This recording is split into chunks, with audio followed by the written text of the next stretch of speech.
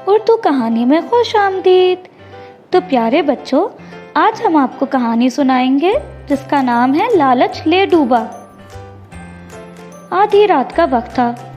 खालिद साहब का तमाम घर सोया हुआ था, मगर उनके स्टोर रूम में बड़ी रौनक थी।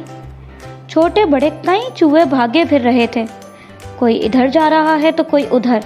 चूहियां जर्क कपड़े पहनी हुई थी, जबकि चूहे खाने के इंतजामात में लगे हुए थे, क्योंकि आज चिमनी का वलीमा था।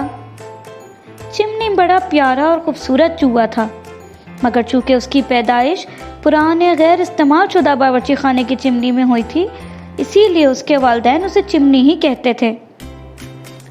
कल उसकी शादी खालिद साहब के पड़ोसों के चूहों के घर हो गई थी और आज उसके घर दावत वलीमा था। वो अपनी 8 बहनों का इकलौता भाई था, इसीलिए तमाम खानदान वाले पूरे जोरों शोर से उसकी शादी की खुशियों में शरीक थे। सब बहनों ने मिलकर बिल को खोद खोद कर वसी कर लिया था, ताकि मेहमानों को बिठाने में आसानी रहे। खालिद साहब का घर तो वैसे पक्का था, मगर स्टोर रूम अभी तक कच्चा था, जहां चूहे खूब मौजे मना रहे थे। बिल की सफाई हो गई तो चिमनी के दोस्तों ने खाना लगाना शुरू कर दिया। चिमनी की बहनें दौड़ दौड़ कर सजावट की अशिया से बिल को सजा रही थीं। एक बहन भागकर खालिद साहब की छोटी बेटी गुड़िया के कमरे में गई और उसके गुड्डे की बास्केट अपने भाई के लिए उठा लाई। चिमनी के दादा, जो काफी बूढ़े होने की वजह से बीमार थे और बिल के कोने में लेटे आराम कर रहे थे, छोटी चूहिया की हरकत देखकर बोले, अरे बिटिया, ये किसके कपड़े उठा लाई हो? क्यों दूसरों की चीजें चोरी करती हो? चोरी करना बुरी बात है, इस बास्केट के बगैर भी काम चल सकता था। मगर किसी ने उनकी एक ना सुनी और सब अपने अपने कामों में मगन रहे। चिमनी की छोटी बहनें तो सबसे पहले तैयार होकर बस दुल्हन के साथ लगकर बैठ गई थी और भाभी के शौक में किसी से मिल ही नहीं रही थी। उनकी और भी बहुत सी सहेलियां आ गई थी। चिमनी की माँ ने अपनी एक बेटी को बुलाकर कहा, बदनो, तुम ऐसा करो कि गुड़िया के कमरे में जाओ और उसके गुड्डे का सेहरा उठा लाओ। वो हम बिल के दरवाजे पर लटकाएंगे तो मेहमान देखकर बहुत खुश होंगे। बदनो ये सुनते ही सेहरा लेने दौड़ पड़ी। दादा ने सुना तो कहने लगे, अरे बिटिया, क्यों लालच करती हो? हमारा घर तो पहले ही इतना अच्छा लग रहा है। अब्बा जी, एक ही तो बेटा है हमारा, उसके भी अरमान पूरे ना करें तो और किसके करें? चिमनी की माँ ने जवाब दिया और काम में लग गई। इतने में चिमनी का बाप आकर चिमनी की माँ से कहने लगा, बेगम बेगम जल्दी आओ मेरे साथ। मैंने बावर्ची खाने में काफी सारा गुड़ देखा है, मगर वो मुझ अकेले से उठाया नहीं जाएगा, तुम भी मेरे साथ चलो। और दोनों मियाँ बीवी गुड़ उठा के ले आए।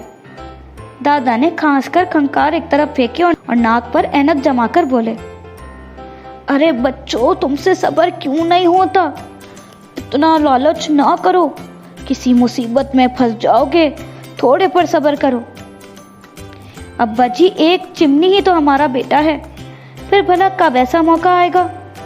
और वैसे भी लोगों को पता चलना चाहिए कि हम खाते पीते घर के चूहे हैं, कोई गरीब घर के नहीं, चिमनी के अब्बा जान ने कहा। वालिदैन की तरफ से बेजा आज़ादी मिलने पर चिमनी की बहनें शेर हो गईं और वो बेगम खालिद के कमरे से उनकी लिपस्टिक घसीट कर ले आईं, जिसे लगाकर सब चूहियां खूब बनठन गईं। चिमनी का बाप अपनी बीवी से बोला, बेगम, मैं ज़रा इंतजामात का जायज़ा ले लूँ, मेहमानों की आमद का वक्त हो गया है। तुम ऐसा करो कि खालिद साहब के मुन्ने का बाजा उठा लाओ। मेहमानों की आमद पर जब हम बाजा बजाकर उनका इस्तकबाल करेंगे तो सब हैरान रह जाएंगे। आखिर उन्हें पता चलना चाहिए कि मेरे बेटे की शादी है, किसी ऐरे गैरे नत्थू गैरे की नहीं। दादा ने सुना तो कहने लगे, बेटा, बाजा बजाना बुरी बात है, तुम इस किस्म के बुरे काम मत करो, वरना अल्लाह नाराज होगा, और जब अल्लाह नाराज होगा तो कहीं तुम पर कोई मुसीबत ना आ जाए। लेकिन दादा की बात किसी ने न सुनी और चिमनी की माँ लपक कर गई और झपक कर बाजा उठा लाई। अब के दादा कुछ ना बोले, शायद वो समझा समझा कर थक चुके थे। उन्होंने करवट बदलकर दीवार की तरफ मुंह कर लिया। चिमनी का बाप फौरन बाजा हाथ में लिए बिल के दरवाजे पर आन खड़ा हुआ। जैसे ही मेहमान नजर आए उसने बाजा बजाना शुरू कर दिया। आधी रात को सुकून टूट गया।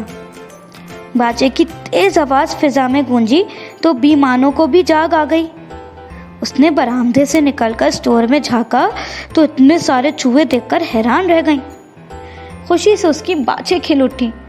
उसने एक लंबी छलांग लगाई और चूहों के सर जा पहुंची। तमाम चूहे चीखते चिल्लाते इधर उधर भाग गए, मगर चिमनी का लालची बाप बीमानों के काबू में आ गया। उसने भागने की बहुत कोशिश की, मगर वो बीमानों की पंजों से आज़ाद ना हो सका। बीमानों ने उसकी तिक्का बोटी कर दी। दरअसल वो बीमानों के पंजों में नहीं फंसा था, बल्कि लालच जैसी बुरी बला के पंजों में फंस गया था।